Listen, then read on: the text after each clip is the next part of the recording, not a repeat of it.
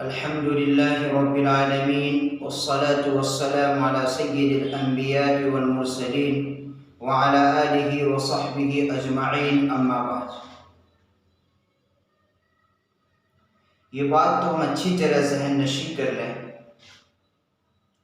کہ اللہ تبارک و تعالیٰ کے بنائے ہوئے سارے کے سارے ایام اور سال کے 365 کے 65 دن اور سال کے 12 مہینے یہ سب کے سب بابرکت ہیں.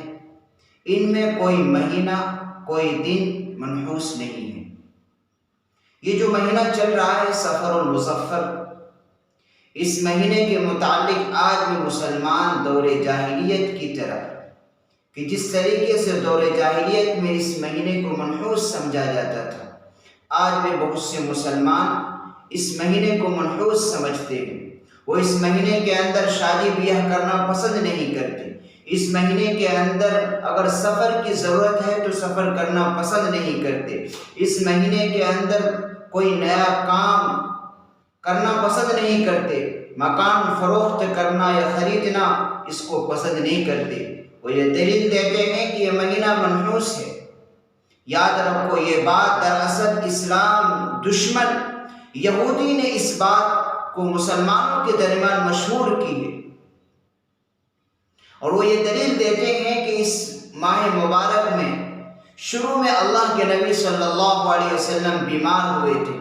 پہلے یہ بات تاریخ کے اعتبار سے غلط ہے، اس لیے کہ اللہ کے نبی صلی اللہ علیہ وسلم سفر کے مہینے کے شروع میں نہیں بلکہ اخیر میں آپ بیمار ہوئے تھے.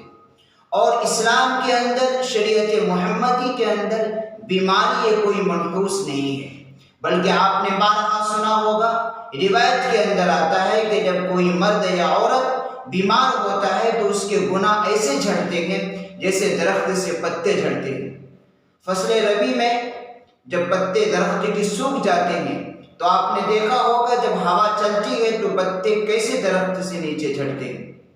ایسے بیماری میں انسانوں کے گناہ معاف ہوتے ہیں، بلکہ روایت کے اندر یہاں تک آتا ہے کہ جب کوئی کانٹا پیر میں چبھتا ہے اور اس سے جو تکلیف پہنچتی ہے، یہ تکلیف بھی اس مومن کے لیے رحمت بنتی ہے کیونکہ اس کے گناہ صاف ہوتے ہیں. تو بیماری اسلام کے اندر شریعت محمدی میں یہ کوئی منحوسیت کی چیز نہیں ہے، تو ان کی دلیل بے بنیاد ہے. یہ دراصل یہودیوں نے مسلمانوں کے درمیان یہ بات مشہور کی کہ یہ مہینہ منحوس ہے. یاد رکھو کہ یہ مہینہ کوئی منحوس نہیں ہے. ہم نے شروع میں یہ کہا کہ اللہ تبارک و تعالیٰ کے سارا کا سارا بنائے ہوئے ایام اور سال کے 365 کے 65 دن یہ سب بابرکت ہے. یہ اسلام دشمن جھوٹی حدیث کو بیان کر کے مسلمانوں کے عقیدے کو خراب کرتے ہیں. تو ہم اپنے عقیدے کو درست رکھیں. یہ سراسر اللہ تبارک و تعالیٰ کی تخلیق پر بہتان ہے اور نقص تراشی ہے کہ اللہ کے بنائے ہوئے ایام اور اس کے بنائے ہوئے مہینے کو ہم منحوس سمجھیں. نعوذ باللہ. میرے عزیز دوستو، جہاں تک میری آواز یہ پہنچی، اللہ ان سب کی اصلاح فرمائے اور ہم اس غلط عقیدے سے ہم توبہ کریں.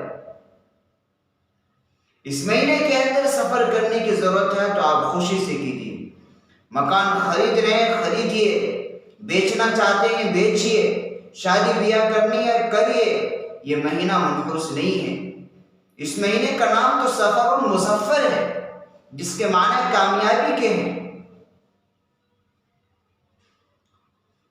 یہ اللہ تبارک و تعالی ہم سب کی بلکہ اس امت مسلمہ کی حفاظت فرمائے. اور یاد رکھو عقیدے کی خرابی یہ بہت خطرناک جرم ہے. اگر عقیدے خراب ہوئے تو ہمارے اعمال قبول نہیں ہوں گے.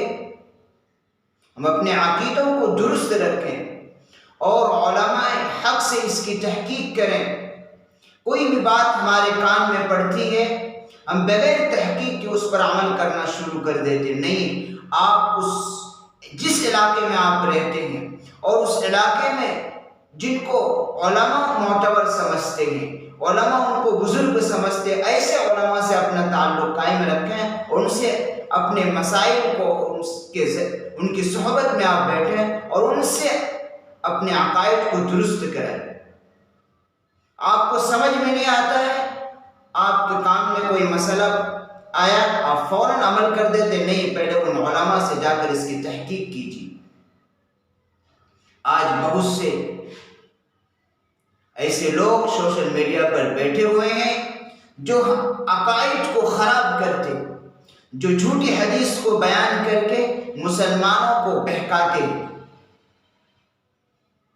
آپ ان کے مکر و فریب سے بچنے کا آسان طریقہ یہ ہے کہ آپ جس جگہ پر، جس علاقے میں رہتے ہیں، وہاں کے لوگ جن کو معتبر عالم سمجھتے، جو وہاں کے جو معتبر بزرگ ہیں، کون؟ جو علماء جن کو معتبر عالم سمجھتے ہیں، جن کو عالم لوگ اللہ والے سمجھتے ہیں، ان کی آپ پیروی کریں، ان کی اقتداء کریں۔ جن کو آپ پہچانتے نہیں، جن کے عقائد، جن کے عمل سے آپ بے خبر ہیں، ان کی سنی سنی باتوں پر عمل نہ کریں۔ خاص طور سے میں اپنے دوستوں کو یہ بات کہتا ہوں